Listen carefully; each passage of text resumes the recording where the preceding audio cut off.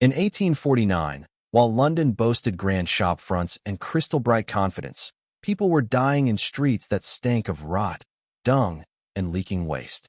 In St. Giles and Whitechapel, inspectors found whole families packed into single rooms, fever moving from bed to bed, and water drawn from sources already poisoned by the city itself.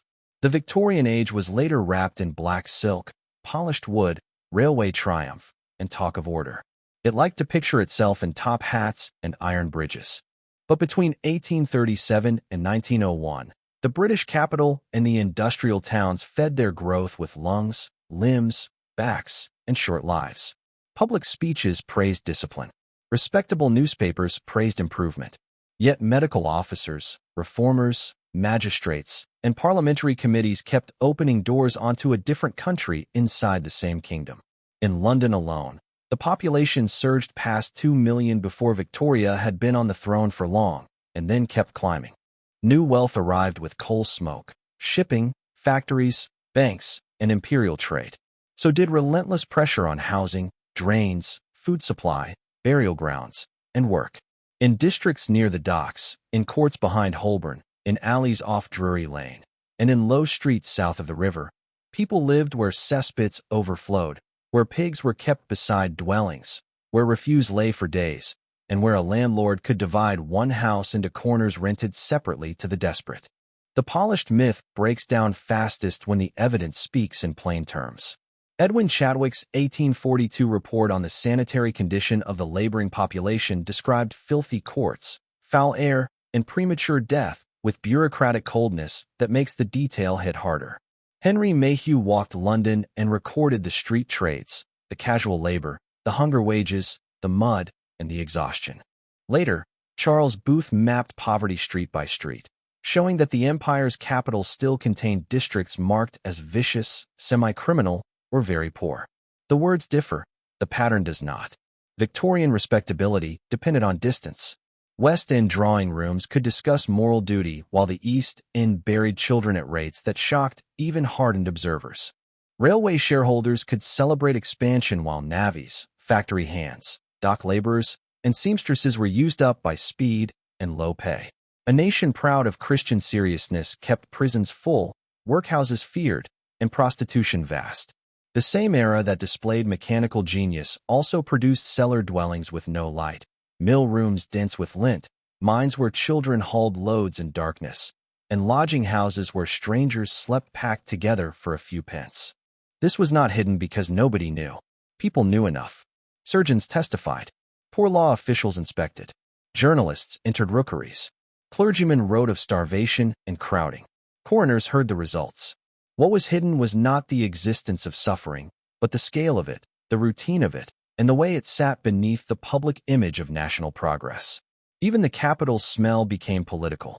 Before Bazalgette's great sewer works changed London's infrastructure, waste from privies, drains, slaughterhouses, stables, and factories leaked into the Thames or into the ground.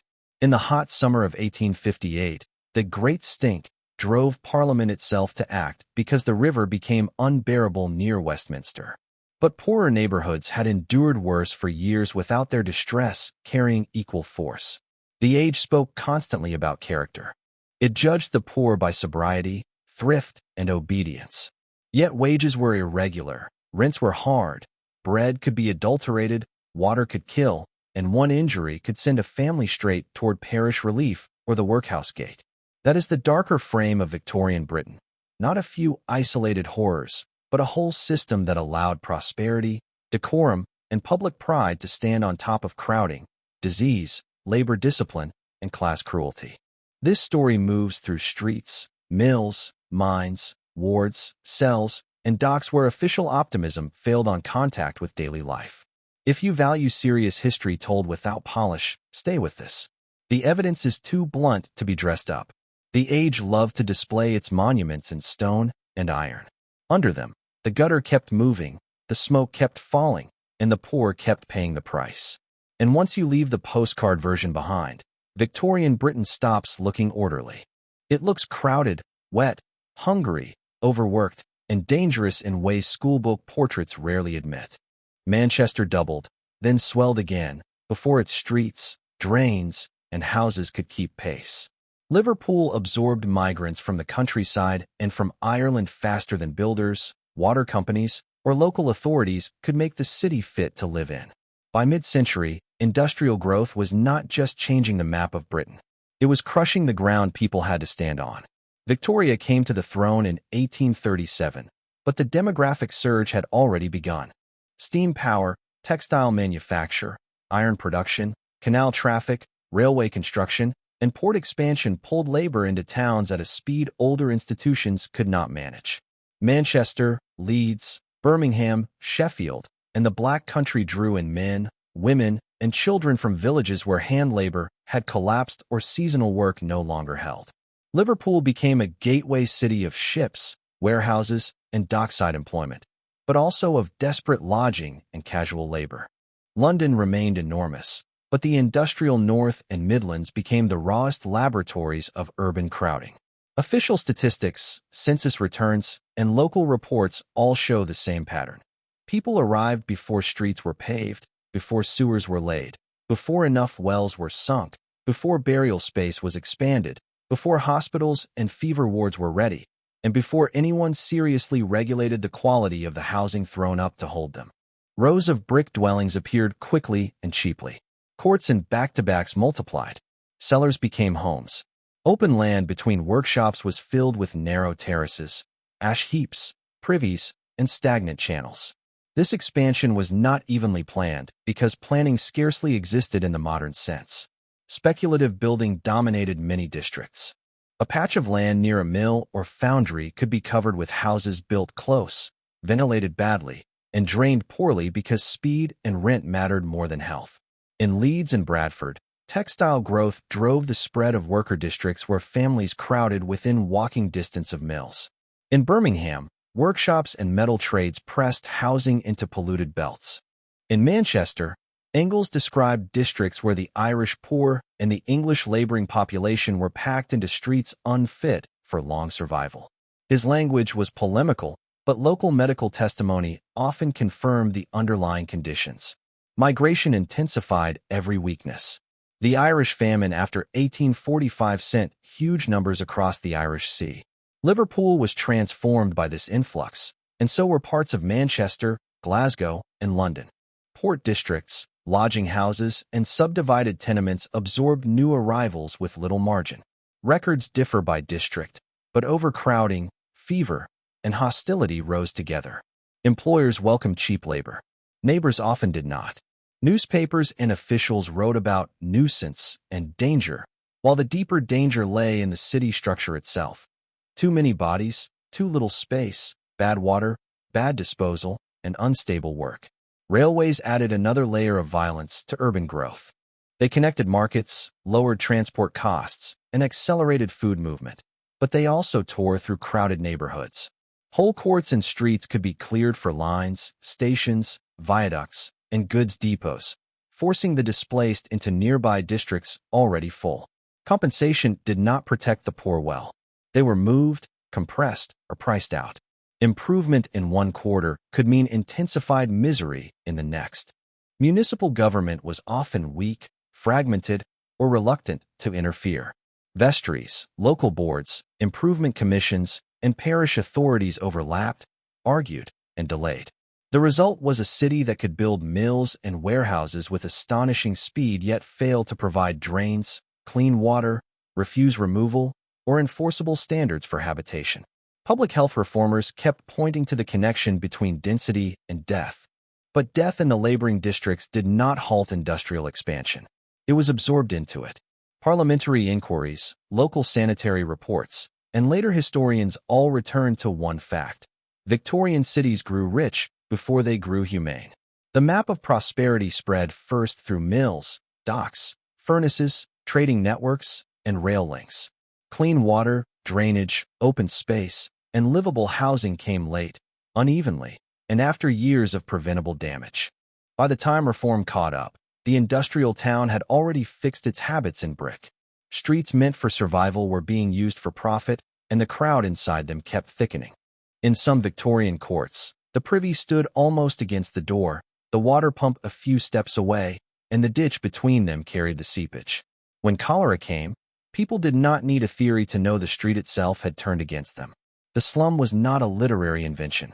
It was a physical environment built from bad drainage, overcrowded rooms, refuse, animal waste, contaminated water, and rents extracted from buildings that should never have held so many lives. In London, rookeries such as Street Giles, Jacob's Island in Bermondsey, and parts of Bethnal Green became bywords for density and filth. In Liverpool, cellar dwellings shocked inspectors again and again. In Manchester and Leeds, back-to-back housing and damp courts trapped families in airless blocks. Birmingham had courts packed behind respectable frontages. The polished street often ended at an alley mouth.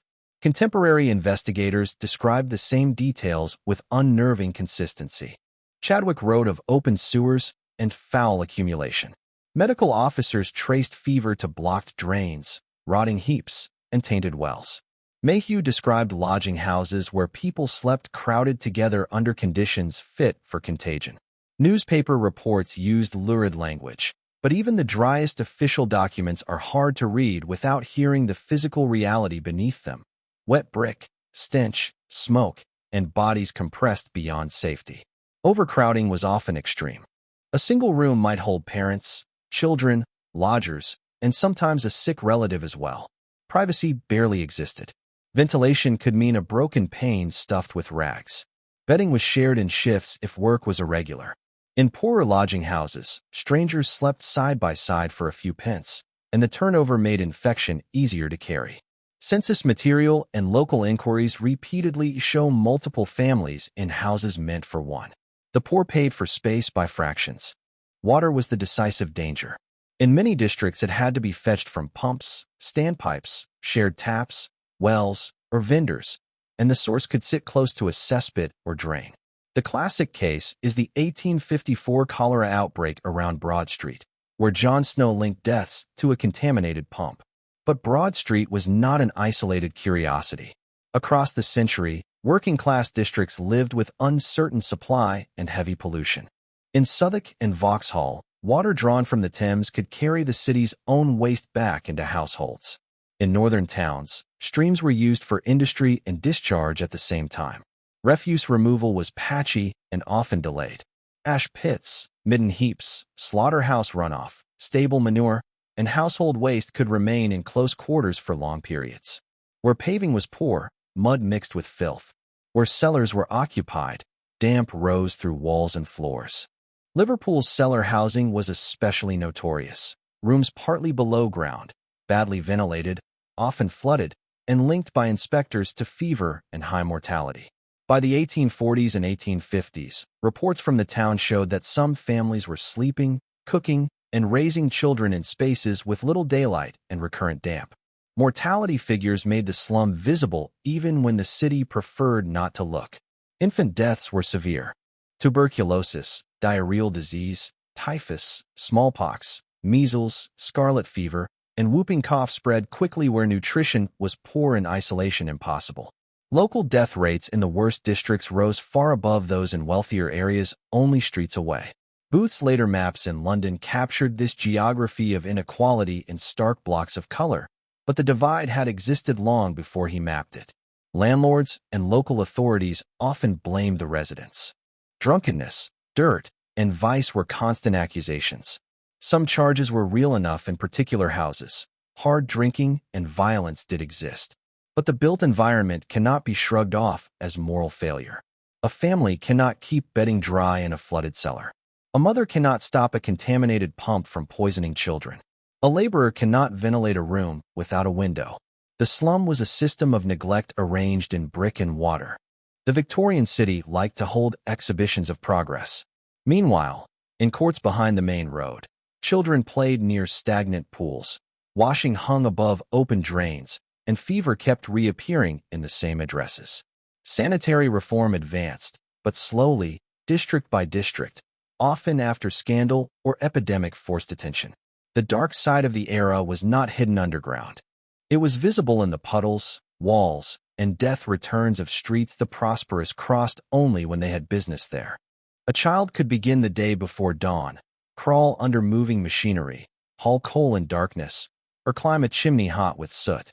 That was not a grotesque exception in Victorian Britain. It was labor built directly into the economy. The most famous exposures came from the 1842 Children's Employment Commission, whose evidence on mines and collieries remains some of the bleakest testimony of the century. Boys and girls worked underground for long hours, opening ventilation doors, dragging corves of coal, guiding ponies, or hauling loads through low passages where adults could not move easily. In some pits, children started as young as 5 or 6, though ages and testimony can be uncertain. Reports described near-naked labor in heat and filth, backs bent, knees bruised, bodies prematurely worn. The Commission's findings helped drive the Mines Act of 1842, which barred women and girls from underground work and excluded boys under 10. It did not endanger. It only redrew part of it. In textile districts, the factory child had a different set of injuries. In cotton mills and flax mills, children scavenged under machines, pieced broken threads, cleaned rollers, and kept pace with equipment that did not forgive mistakes. Lint clogged the air. Hours remained punishing even after reforms. The Factory Act of 1833 restricted the labor of children in textile mills and created factory inspectors, but enforcement was limited and industries outside the act could remain extremely harsh. Half-timers moved between school and work later in the century, yet the workday still marked the body. Swollen joints, stooped posture, coughs, exhaustion, and accidents when speed overcame attention. Chimney sweeping became one of the era's most notorious forms of child labor because it was visible, intimate, and impossible to defend once the evidence was laid out. Climbing boys were sent up flues too narrow for adults, scraping soot with knees and elbows, risking suffocation, burns, falls, and long-term damage. Campaigners such as Lord Shaftesbury pressed the issue for years. Parliament passed measures in 1840 and later, but illegal use continued because small masters and householders still wanted cheap sweeping. Hospital evidence and surgeons' reports linked the trade to deformity and the rare but appalling chimney sweeps cancer identified earlier by Percival Pott. Workshop labor was less famous and often less regulated. Matchworks, nail-making, potteries, lace finishing, sewing trades, brickmaking, and countless small shops used children because children were cheap and easily controlled. In Staffordshire potteries, exposure to dust and toxic substances damaged health. In nail districts, whole families worked from cramped domestic spaces, and children learned repetitive, damaging tasks young. In tailoring and shoemaking neighborhoods, boys carried, stitched, fetched, and worked late. Apprenticeship did not always mean training. Often it meant submission to a routine that swallowed childhood almost whole. Punishment sat close to fatigue. Overseers used straps, beatings, fines, or public humiliation in some workplaces and institutions. Parliamentary testimony from factories and schools shows children falling asleep at work or lessons after long labor, then being punished for it. The body recorded the regime. Scars from machinery, missing fingers, crushed hands, chronic cough, damaged growth, and spinal strain appear again and again in evidence. A child who was injured did not necessarily receive care beyond the family's own means. If wages stopped, hunger moved in quickly. Reform came in steps, and each step exposed how much had been accepted before it. The 1833 Factory Act, the 1842 Mines Act, the 1844 Factory Act, and later measures tried to reduce hours, regulate ages, and expand inspection. But law and practice often diverged. Employers altered registers, families misstated ages, and inspectors were too few. In poorer districts, the need for wages could outweigh the promise of schooling. Historians still debate the exact pace of decline in child labor by sector. They do not debate that vast numbers of Victorian children worked too young, too long, and in places that broke them. The public image of childhood was growing more sentimental in middle-class culture at the very moment working-class children were still hauling, piecing, carrying, and crawling where adults would not fit. The era could print moral tales for the nursery while a child in a mill inhaled fiber for 12 hours. Victorian Britain liked to call itself protective of the young. In the mine road, the mill aisle, and the chimney flue, that claim wore thin very quickly. The factory bell did not care whether a worker had slept, eaten enough, or coughed through the night.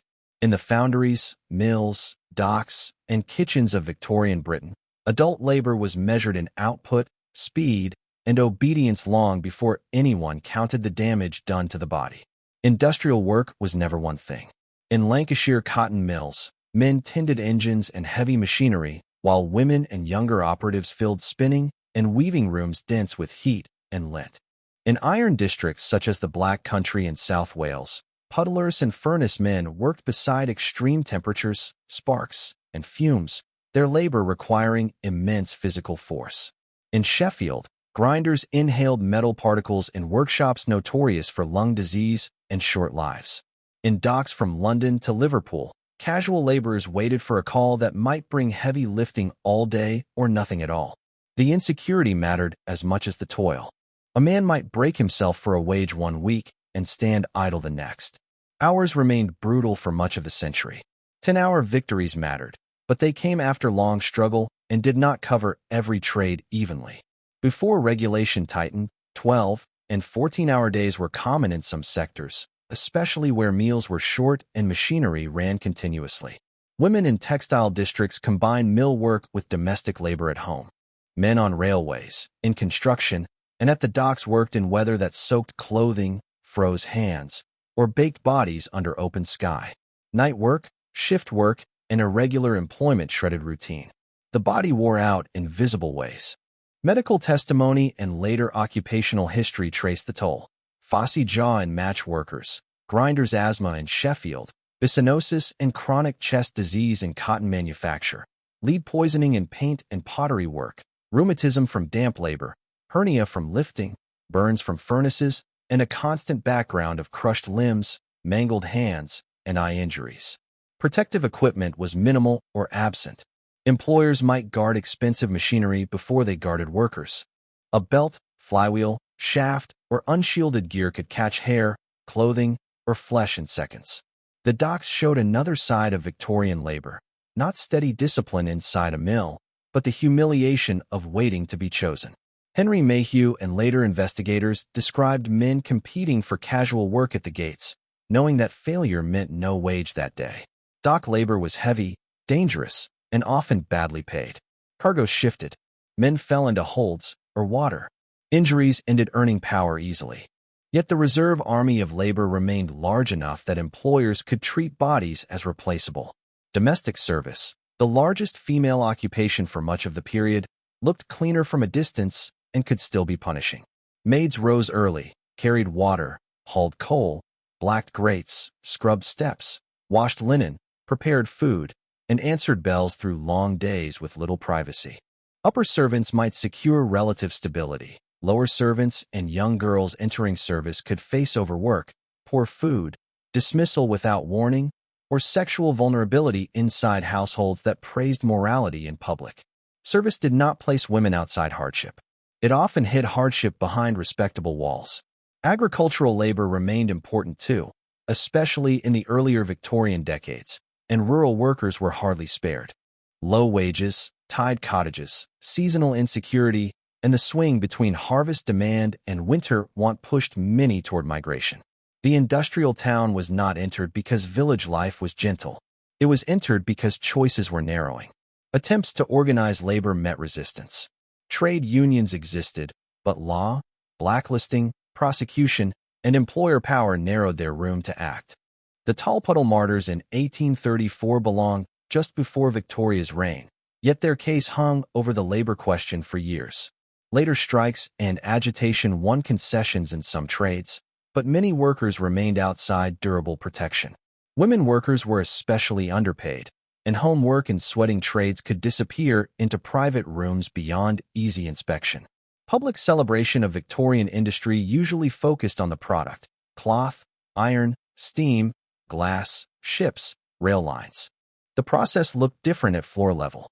It sounded like looms battering the ears, furnaces roaring, chains dragging, and foremen driving pace. It smelled of oil, soot, hot metal, and stale sweat trapped in work clothes. It left scar tissue, bent backs, damaged lungs, and hands hardened until they split in winter. By the late century, reformers, inspectors, and labor historians could point to genuine improvements in some sectors. But the larger fact remained. Britain became the workshop of the world by turning laboring bodies into fuel almost as surely as it burned coal. The workhouse gate was built to warn as much as to receive. Once inside, families could be split, clothes taken, routine imposed, and poverty turned into a lesson administered by rule.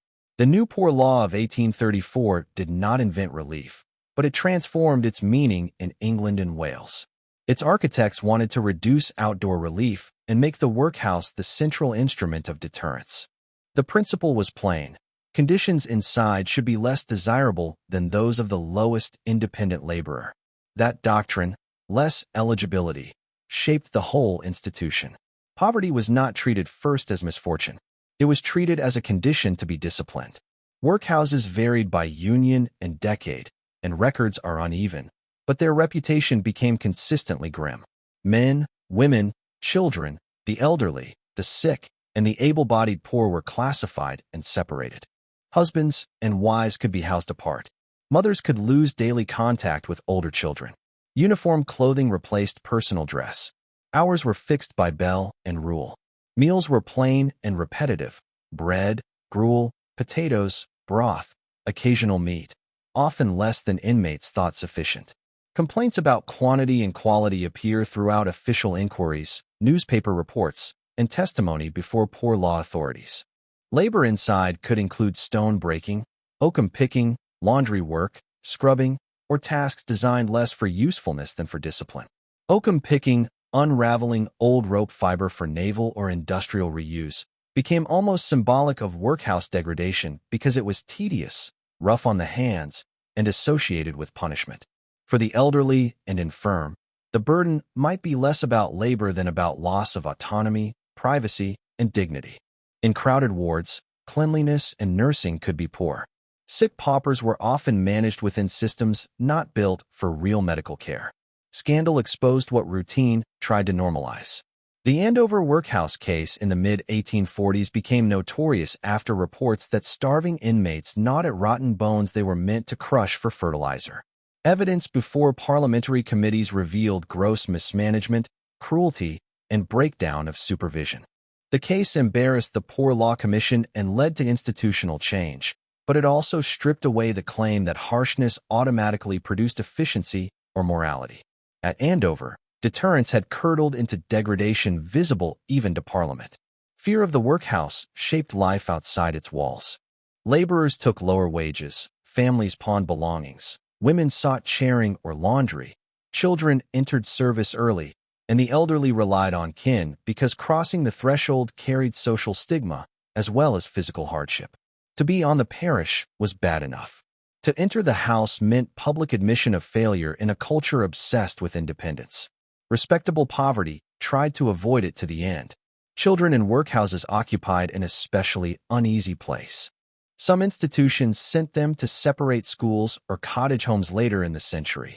Others kept them in barrack-like conditions that reformers condemned. Disease could spread rapidly. Diet and training varied widely. Some children received basic education and clothing better than what existed at home.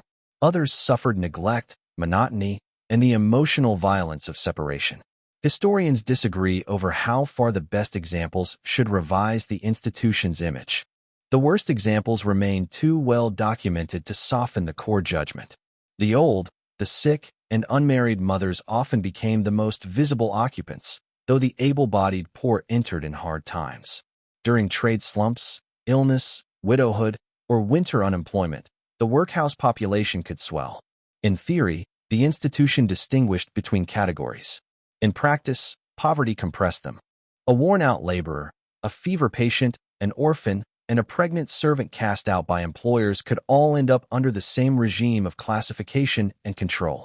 Workhouse infirmaries later became sites of reform, especially in London, where criticism of nursing standards and overcrowding helped drive change. Yet the workhouse never escaped its original stain. It was designed not simply to assist, but to discourage need by attaching shame to relief. Reformers, novelists, journalists, and local witnesses all kept returning to the same conclusion. For many inmates, hunger was not the only misery. The greater one was being reduced to a number within an institution that claimed to save money by making dependents feared. Victorian Britain praised self-help and charity at the same time. Between them stood the workhouse, cold, regulated, and unmistakably punitive. Even when it did not kill, it threatened enough to shape the conduct of the poor outside its walls. The age called it relief. The people who dreaded it understood it as something closer to surrender. Cholera could kill a healthy adult within hours. Typhus moved where lice, dirt, and crowding ruled. Tuberculosis stayed longer, hollowing the lungs over months or years. In Victorian Britain, disease was not a shadow hovering over life. It was built into the street, the room, the water source, and the wage. The cholera outbreaks of 1831 to 32, 1848 to 49, 1853 to 54, and 1866 tore through British towns with a violence that terrified rich and poor alike, though not equally. Mortality hit hardest where drainage was poor and water was contaminated.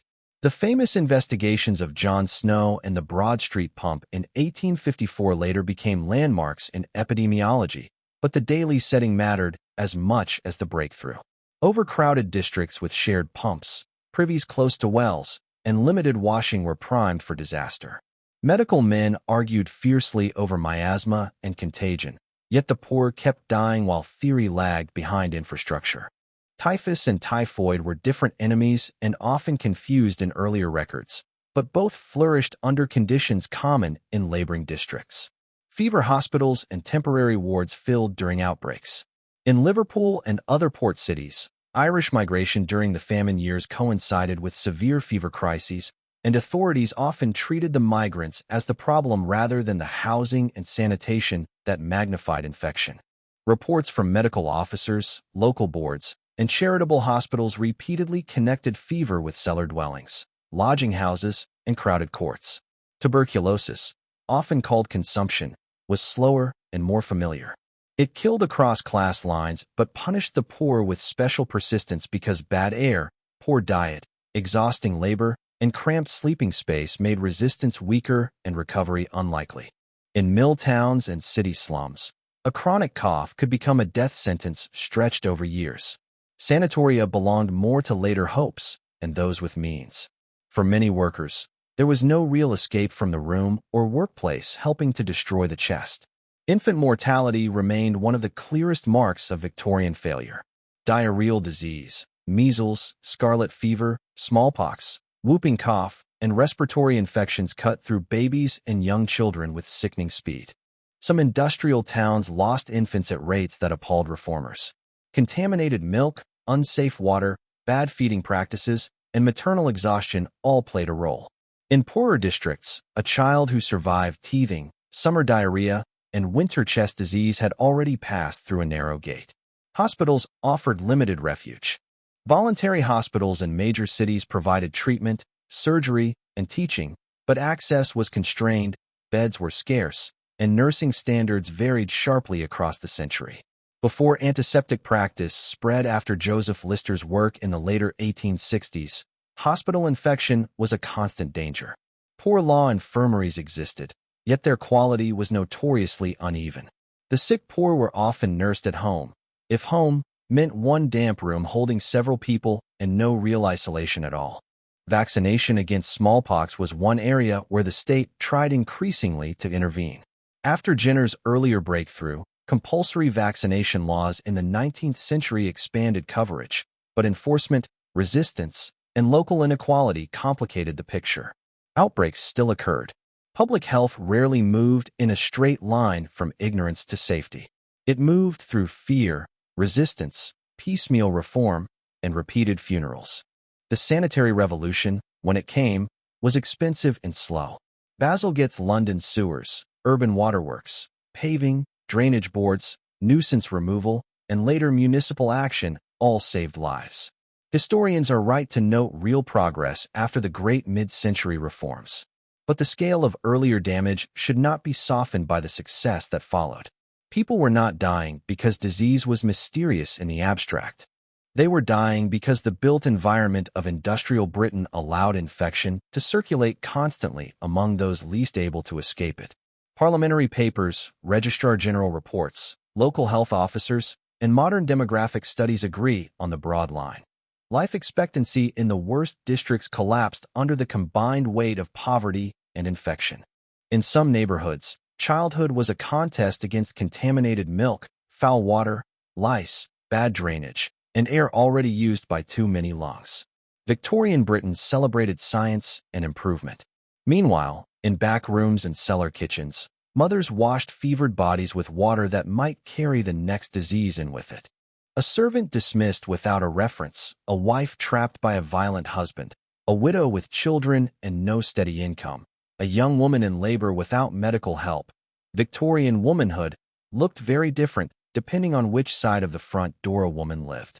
Middle-class ideals celebrated domestic virtue, modesty, obedience, and the home as a moral center. Those ideals were real enough in sermons, manuals, and polite culture. They were also narrow, class-bound, and often useless in the face of working-class survival.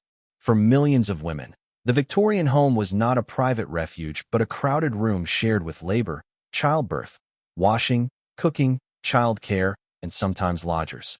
The burden of keeping bodies fed and clothed under irregular wages fell heavily on women whether or not the culture praised them for it. Domestic service dominated female employment for much of the century. Young women entered households as maids of all work, housemaids, cooks, nursemaids, laundresses, or scullery servants. The work was physically hard and often relentless, carrying coal and water, lighting fires, cleaning grates, scrubbing floors, beating rugs, washing linen, mending, serving meals, standing for long hours, and sleeping in cramped attic rooms or basement corners. A good place might provide food and relative security. A bad one meant overwork, isolation, insults, and dismissal at the employer's pleasure. References controlled the future. One accusation of theft, immorality, or insolence could close doors. Marriage did not guarantee safety. Under the legal doctrine of coverture, a married woman's independent status was sharply limited for much of the period. Property reforms later in the century, especially the Married Women's Property Acts of 1870 and 1882, improved some rights. Before that, wages and possessions could effectively belong to the husband. Separation was difficult, divorce expensive and scandalous, and domestic violence often treated as a private matter unless it became public enough for the courts. Magistrates heard assaults. Hospitals treated injuries. Yet the structure of dependence kept many women in dangerous households. Childbirth remained a major risk across the century. Maternal mortality did decline over time, but the dangers were serious. Hemorrhage, puerperal fever, obstructed labor, sepsis, and weakness after repeated pregnancies. Access to trained medical care varied sharply. Many births were attended by local midwives, female neighbors, or doctors called too late. In poor districts, confinement took place in rooms already overcrowded and unsanitary. The same mother might return to paid work or heavy domestic labor quickly because the rent would not wait. Prostitution formed one of the era's ugliest public secrets. Victorian Britain denounced fallen women while depending on male demand, urban poverty, and weak female wages to keep the trade supplied. Police, journalists, moral reformers, and social investigators all described women working the streets, the music halls, and the brothels of London, Liverpool, Portsmouth, and garrison towns. Some entered after seduction or abandonment. Many entered because service had failed, wages were too low, or children needed food. The Contagious Diseases Acts of the 1860s revealed the sexual hypocrisy of the state with brutal clarity. Suspected prostitutes in certain military and naval districts could be forcibly examined for venereal disease, while the men who bought sex faced no equivalent violation. Josephine Butler's campaign against the acts turned that double standard into a national scandal. Widowhood and abandonment could be catastrophic. A husband lost at sea, in a factory, by drink, by disease, or by simple desertion left women to patch together income through charing, laundry, needlework, hawking, lodging, parish help, or the workhouse. Needlework in particular was infamous for starvation pay. Investigators found women sewing shirts, trousers, and slops late into the night for sums that barely covered candles, let alone food. Respectability demanded endurance. The market rewarded desperation. Evidence from Mayhew, poor law reports, court proceedings, hospital records, and later social investigators shows women carrying a double load. Paid labor where possible, unpaid domestic labor always. They fed children first, pawned clothing, managed sickness, negotiated rent, and faced moral judgment at every turn. The idealized angel in the house existed beside the laundress with raw hands, the servant dismissed after pregnancy, the wife bruised in silence, and the widow counting pennies for bread. Victorian culture could praise feminine purity in one column and prosecute, inspect, or shame poor women in the next. The distance between the ideal and the street was not small. It was the space where millions of women spent their lives. Rent came first because eviction came fast. After rent, the pawnshop waited, the loaf was cut thinner, and the room got colder. Hunger in Victorian Britain was rarely theatrical. It was routine, counted in ounces of bread, missed meals, watered tea, and furniture disappearing piece by piece. The wages of laboring families were often too uncertain to meet fixed urban costs. Even where weekly earnings looked adequate on paper, sickness, weather, trade slumps, machine stoppages, dock idleness, childbirth, and injury broke the calculation quickly. Rent had to be paid in cash and usually at regular intervals. Landlords of poor property could be harsh because demand remained high. One missed payment might mean removal of goods, expulsion, or a hurried move to worse quarters. Families crowded in with relatives, took in lodgers, or shifted into common lodging houses where privacy vanished altogether. Housing at the bottom end of the market was a ladder downward. A family with steady income might rent 2 rooms in a narrow terrace or court dwelling. Falling wages could reduce that to 1 room. Below that lay cellars, attic spaces, subdivided tenements, rotting courts, and common lodging houses where beds were shared or taken by the night. Lodging houses had legitimate and illegitimate forms. Some were regulated later in the century, many were foul. Mayhew and local inspectors described vermin, stale bedding, drunken disorder, and the constant exchange of strangers. In such places, the line between shelter and exposure was very thin. The pawnshop became a survival mechanism built into working-class life. Monday redemption and Saturday pledging formed a harsh rhythm in many districts. Clothes, blankets, tools, saucepans, boots, and coats moved in and out according to wages and need. Contemporary commentators sometimes used this cycle to accuse the poor of improvidence. In practice, it was a crude credit system for people excluded from safer forms of borrowing. A winter coat might be pawned for food, then redeemed when work resumed, then pawned again when sickness came. Food quality made bad budgets worse. Bread, tea, potatoes, dripping, small amounts of bacon, cheap soup, and occasional scraps formed the base diet of many urban families. Meat was limited for the poor except in small quantities or inferior cuts. Milk was often watered. Flour, sugar, sweets, and spices might be adulterated. Before stronger regulation, cheap food could contain chalk, alum, sand, or other contaminants used to increase bulk or alter appearance. The Lancet's investigations under Arthur Hill Hassall in the 1850s exposed widespread adulteration in foods and drinks, showing that poverty did not just mean less food. It often meant fraudulent food. Season mattered. Winter brought higher fuel pressure, damp clothing, and less casual work in some trades. Summer could bring diarrheal disease and spoiled milk. A bad week in the household budget could mean no meat for months, bread stretched with tea, children sent to school or work half-fed, and women eating last. Hunger was not always starvation, though outright starvation did appear in coroners' reports and poor law scandals. More often it was chronic insufficiency, not enough protein, not enough fat, not enough warmth, and no cushion against illness. Housing and hunger reinforced one another. A damp cellar ruined bedding and weakened lungs. A crowded room meant poor sleep, easier infection, and little chance to recover strength. Cooking space might be a single grate or shared fire. Water had to be carried. Washing was difficult. Fuel cost money. Even where wages covered rent and bread, they might not cover meat, coal, soap, and boots at the same time. Historians of living standards continue to argue over exact improvements across the century, and the timing differed by place and trade. But no serious reading of poor districts suggests comfort at the base. The margin was usually small. Booth's later London inquiries found enormous variation street by street, but the categories of very poor, casual labor, and chronic want were unmistakable. Earlier observers found the same structure without the same maps. A laboring family could remain respectable and still be one accident away from a lodging house or the workhouse.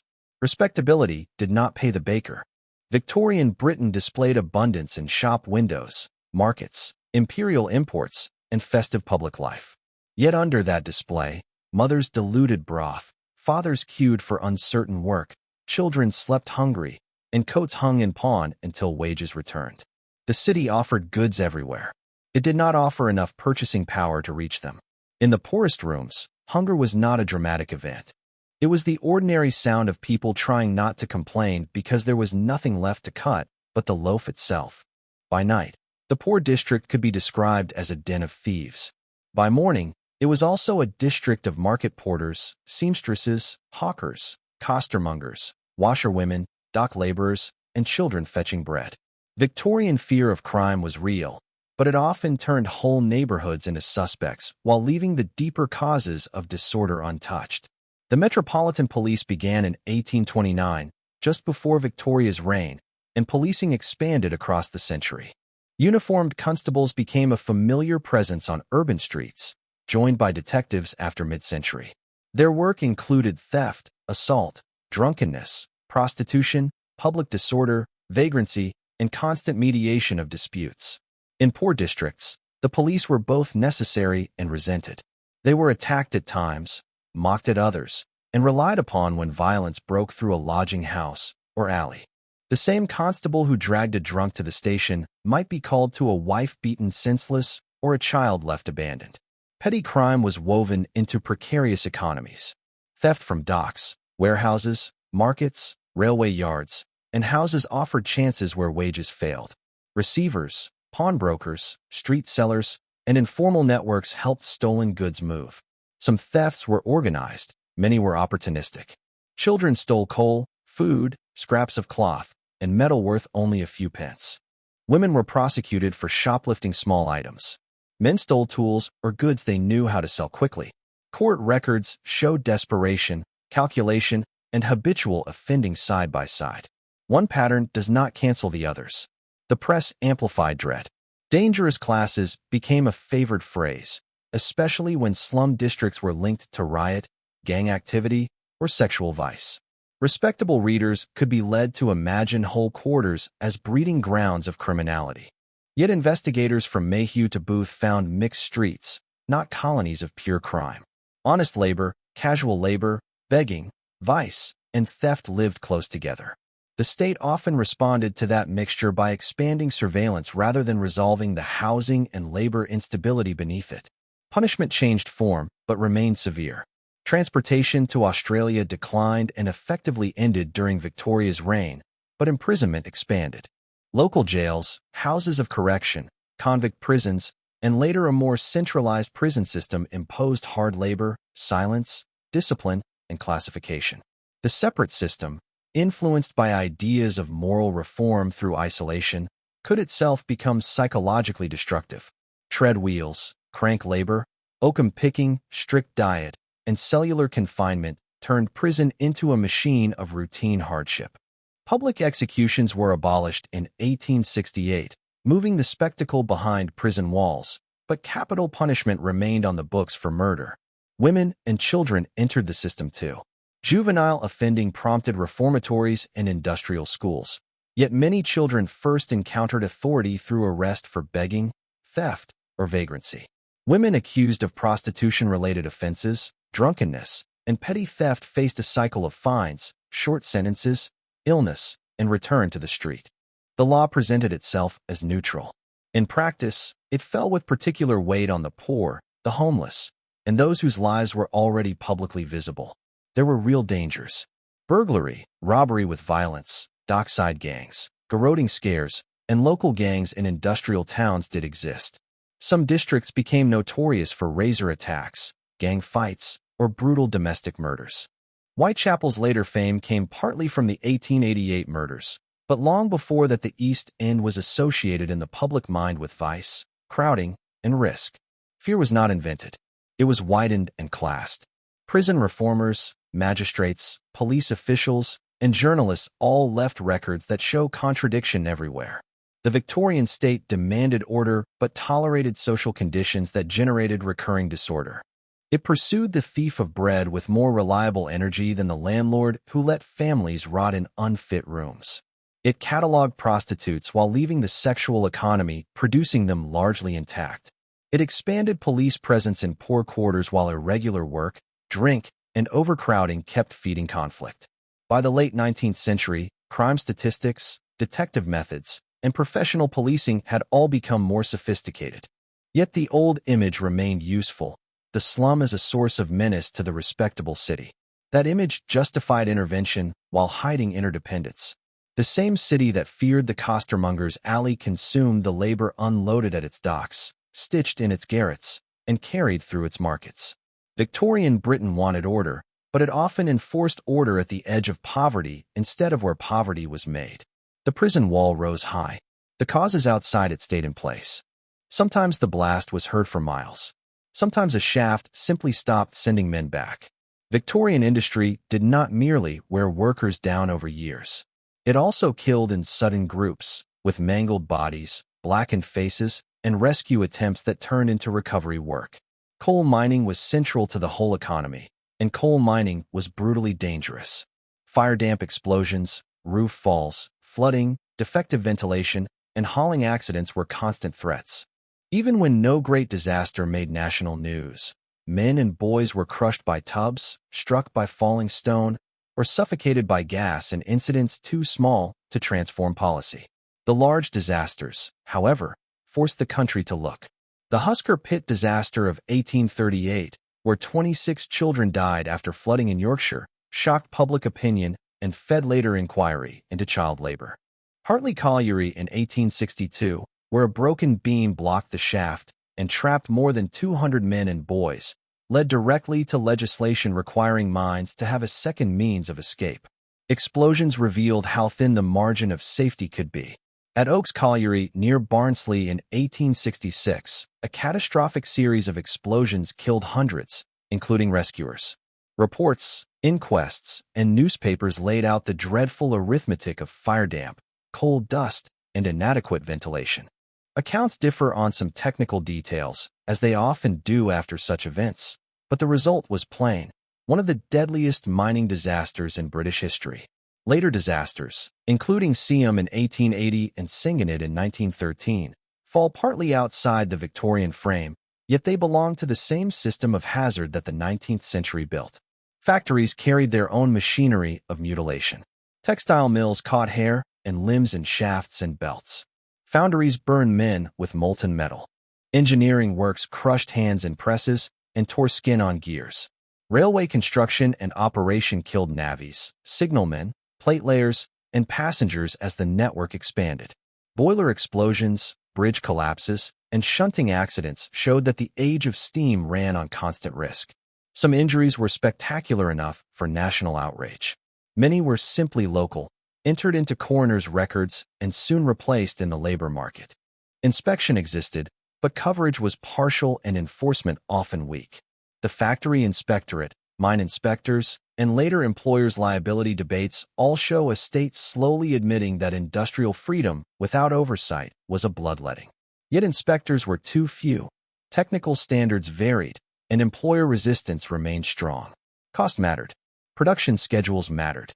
The worker's intact body often came lower on the list. The law moved reluctantly. The Mines Inspectorate began after the 1850 Act, but inspectors initially had limited powers. Employers' liability legislation in 1880 offered some recourse to injured workers, though practical barriers remained high. Compensation as a more regular principle came later, especially with the Workmen's Compensation Act of 1897. Before that, an injured laborer or widow might depend on charity, subscriptions, a relief fund, trade union support if available, or the parish. A man who lost an arm could lose the whole household economy with it. Public mourning around disasters could be enormous. Processions, mass funerals, newspaper illustrations, pithead crowds, and subscription appeals created temporary visibility for lives usually treated as labor units. But even in grief, the hierarchy showed. Managers and owners appeared in inquiries and public discussion. The dead were named in long lists, then folded back into the statistics of an industry that continued the next day where it could. Witness testimony after disasters gives the clearest sound of the period. Survivors described after damp, darkness, blocked passages, the force of a blast stripping clothes, the heat of fire underground, the screams in shafts, the confusion at pit banks, the desperate checking of names as families gathered. Factory witnesses described belts whipping, machinery failing, floors slick with oil, and no guard where one should have been. These are not dramatic embellishments. They are the repeated language of inquests and official reports. Victorian Britain celebrated engineering as national glory. It raised exhibitions, bridges, locomotives, and iron ships as proof of modern mastery. Yet at the point of production, progress often looked like a widow identifying a body, a child left fatherless, or an injured worker sent home without enough wage to eat. The age built machines that moved continents closer together. It also built workplaces where a missed step, a spark, a cracked beam, or a pocket of gas could end a life before the shift was done. A law could require schooling on paper while a child still arrived tired, hungry, barefoot, and absent the next week because wages mattered more than attendance. Victorian reform loved the language of rescue. Real childhood changed more slowly. Before the state moved decisively, schooling for the poor was a patchwork of charity schools, church schools, dame schools, Sunday schools, ragged schools, factory schools, and private ventures of wildly uneven quality. Some taught reading, writing, arithmetic, and religious instruction with genuine commitment. Others were little more than holding rooms. Teachers could be devoted, incompetent, exhausted, or barely literate themselves. In the poorest districts, the choice was often not between good school and bad school, but between some schooling and none. Ragged schools became famous because they tried to reach children beyond ordinary institutions. Street children, petty offenders, beggars, and those too poor or irregular to fit normal routines. Reformers celebrated their saving mission. The children arriving there often brought the marks of urban poverty with them: torn clothes, vermin, weak nutrition, little sleep, and working knowledge of the street economy long before mastery of the alphabet. The school could feed and wash them in some cases, but it could not erase the labor market waiting outside. The Education Act of 1870 was a turning point, creating the framework for elected school boards where voluntary provision was insufficient. Later acts in 1880 and 1891 moved toward compulsory attendance and free elementary education. These are major landmarks and should be recognized as such. But the law's reach was uneven. Attendance officers could prosecute parents, yet parents still depended on children's earnings or domestic help. Distance, clothing, illness, and family crisis all kept children away. In industrial districts, half-time systems allowed children to combine school with factory work, preserving labor supply while claiming educational progress. What happened inside schools was not always gentle. Overcrowded classrooms, rote learning, strict discipline, corporal punishment, and the pressure of payment by results after the revised Code of 1862 created a regime where measurable basics often mattered more than broad care. Children learned to recite, copy, and repeat under inspection. Some schools improved literacy significantly. Others drilled weary children who had already worked before class or would work after it. Schooling could be a path upward for some. It could also feel like another institution of surveillance for the poor. Industrial schools and reformatories occupied a harder edge of the educational world. These were meant for neglected, vagrant, or offending children and mixed instruction with discipline, training, and confinement. Reformers argued they rescued the young from the prison pipeline. Critics pointed to severity, stigma, and the way poverty itself was being criminalized. Both can be true. A street child might indeed eat better there than at home. The fact remains that many children entered such places because Victorian society could police destitution more readily than abolish it. Gender shaped education too. Girls often received more training in sewing, domestic skills, and obedience, boys in drill, trades, or arithmetic for work. Expectations stayed narrow. Even where literacy rose, opportunity did not spread equally. A girl who could read might still go into service at 13. A boy who mastered sums might still end up in a mine, mill, or on the docks. Schooling altered horizons unevenly because the labor market and family budget still closed them fast. Evidence from school board reports, inspectors, reform societies, and later historians shows real gains by the end of the century. Literacy rates improved. School buildings expanded. Truant officers and local authorities created stronger systems. Yet the gap between legislation and daily childhood remained stubborn. The child-in-law was becoming a pupil. The child in many poor households was still also a worker, nurse to younger siblings, errand runner, or contributor to rent. Victorian Britain increasingly congratulated itself on educating the masses. It had reason to note progress. It had less reason to forget how long it tolerated ignorance, because ignorance was cheaper than full reform. In many streets, the school bell and the factory bell still competed for the same child. The classroom door opened wider by the end of the century.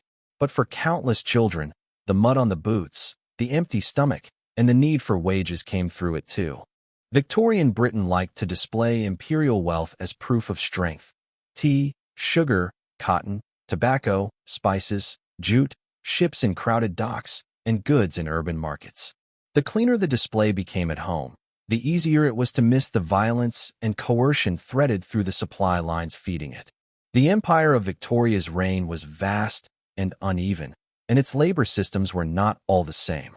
But prosperity in Britain did not arise from domestic industry alone. Lancashire cotton depended heavily on raw cotton grown first by enslaved labor in the American South and later by a wider imperial and global network. Sugar moved through a history scarred by slavery, apprenticeship, and coerced plantation labor even after formal abolition in the British Empire in the 1830s.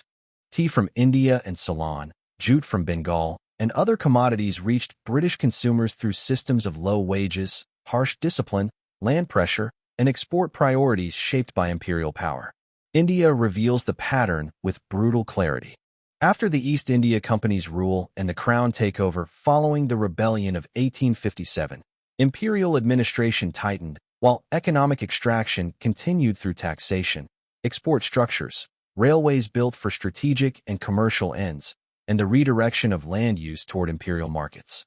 Railways in India were celebrated in Britain as emblems of progress, and they did move goods and people across huge distances. They also served military control and export trade. Their benefits were never neutral. Grain moved efficiently in an empire where millions still remained vulnerable to local failure and market shocks. Victorian Britain's famines in India were not hidden from contemporaries, though the full human cost was often softened in metropolitan language. The Great Famine of 1876–78 in Madras, Mysore, Bombay, and parts of the Deccan killed millions. Estimates vary, and records are incomplete, but the scale was catastrophic. Later famines in the 1890s repeated the pattern. Historians continue to argue over exact policy responsibility in each region, yet there is no serious dispute that imperial priorities, revenue demands, export logic, and inadequate relief deepened suffering. At the same time, British cities consumed imperial goods and celebrated imperial reach with exhibitions and ceremony. The docks made the connection tangible. London, Liverpool, Bristol, and Glasgow handled cargoes that linked working-class consumption and national revenue to distant labor regimes. Dock laborers unloading tea or sugar were themselves precarious and often underpaid. Yet they stood inside a chain that stretched through plantations, ports, indentured depots, and colonial taxation. One exploited workforce met another at the quay, and the profit rose above both. Indentured labor after slavery formed another hidden chapter of Victorian respectability. Indians were transported in large numbers to colonies such as British Guiana, Trinidad, Fiji, and Mauritius under contracts that were legally distinct from slavery, but often coercive in practice. Recruiters, debt, deception, long voyages, plantation discipline, and punitive labor rules kept workers constrained. Official inquiries and later historians have shown how closely some of these systems resembled older forms of domination while preserving a language of contract and improvement. Violence also accompanied imperial order directly. The suppression of the Indian Rebellion in 1857 involved reprisals, executions, and large-scale brutality. In Jamaica, the Morant Bay Rebellion of 1865 was crushed with ferocity under Governor Eyre, provoking fierce debate in Britain. Empire was not merely commerce. It was armed force protecting a structure of extraction and rule. The same period that cultivated domestic ideals of morality and discipline tolerated opium revenue from India to China, plantation discipline in tropical colonies, and forced labor conditions at the edge of legality across imperial space. Parliamentary debate, missionary reports, anti-slavery activism, Indian critics, and modern scholarship all expose fragments of this wider machine. The fragments fit. Victorian prosperity at home cannot be reduced simply to imperial plunder. Britain also drew on domestic coal, industrial innovation, finance, and local labor on a massive scale. But it cannot be separated from empire either. Cheap goods, strategic ports, raw materials, captive markets, and revenue streams all strengthened the world that respectable Britain called progress.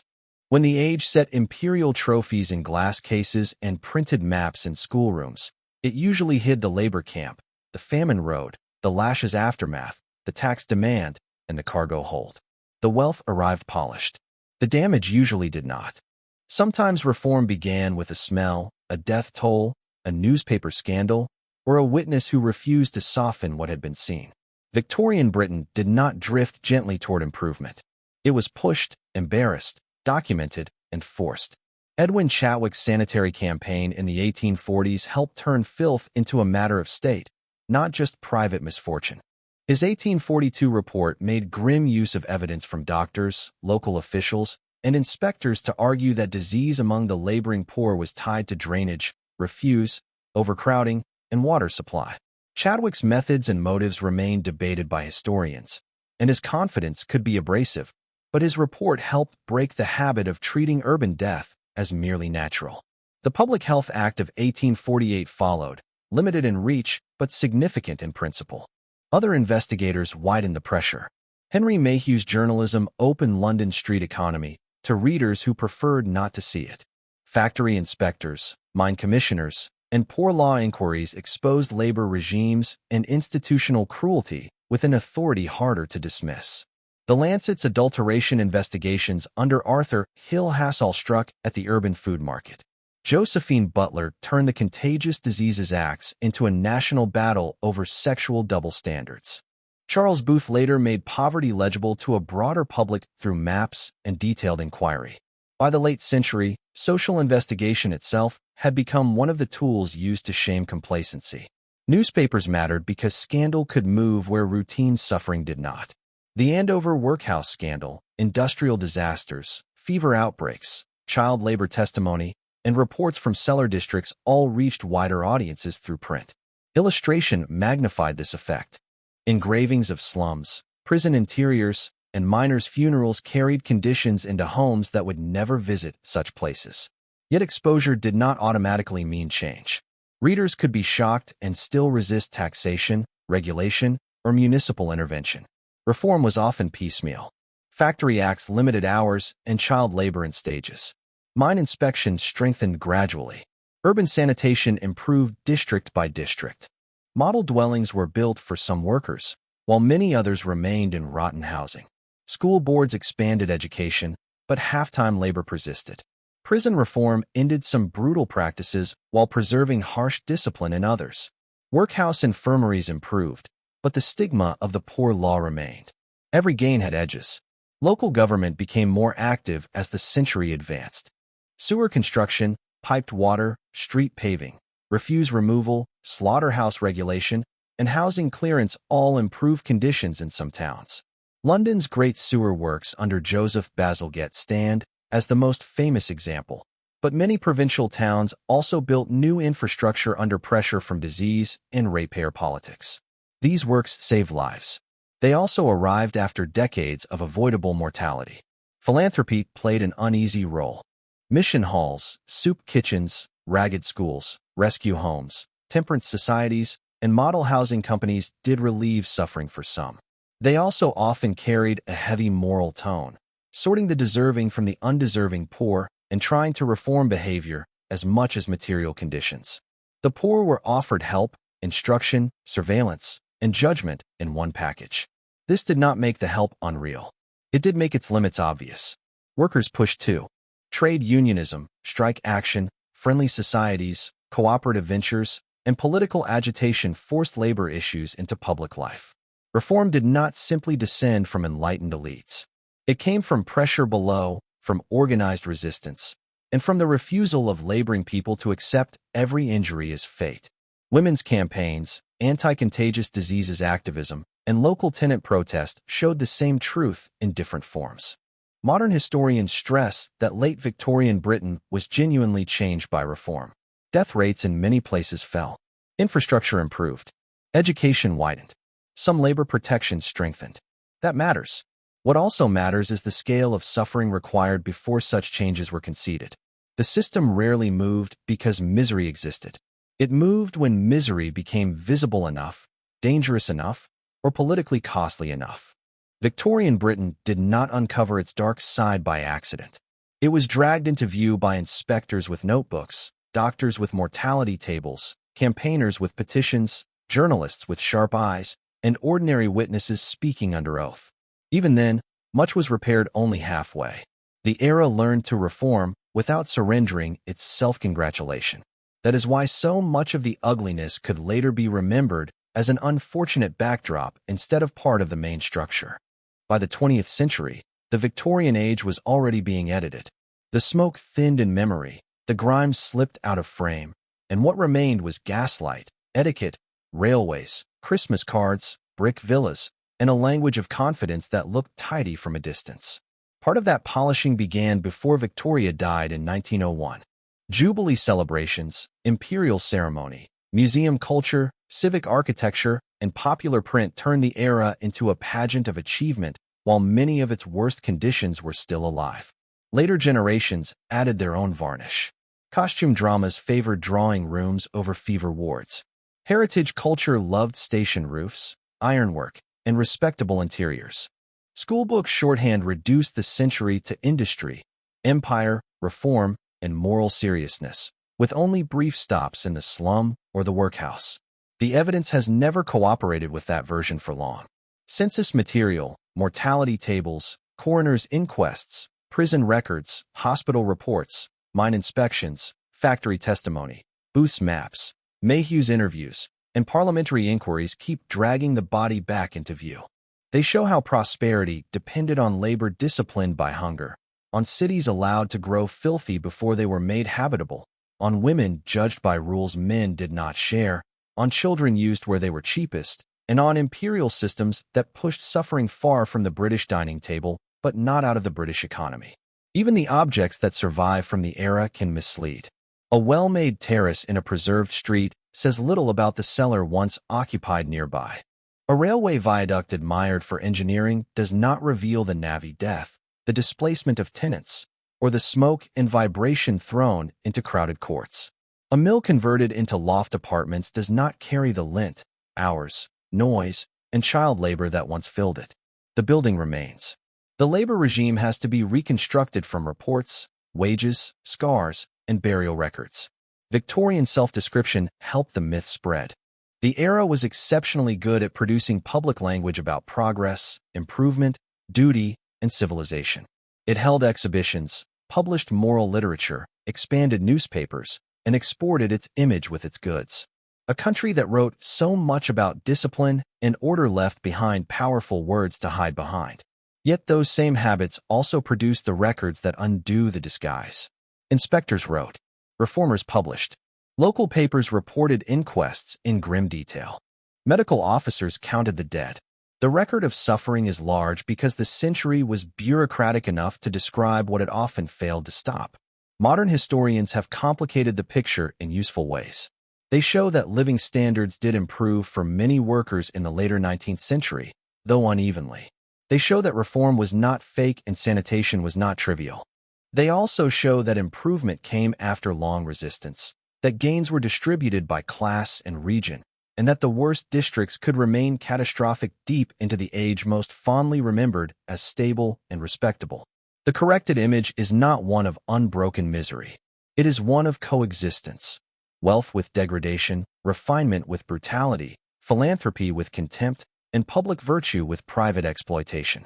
The darker Victorian world still survives in street plans, cemetery registers, old hospital sites, former workhouses, dock walls, mining memorials, and the names of neighborhoods once marked by fever and crowding.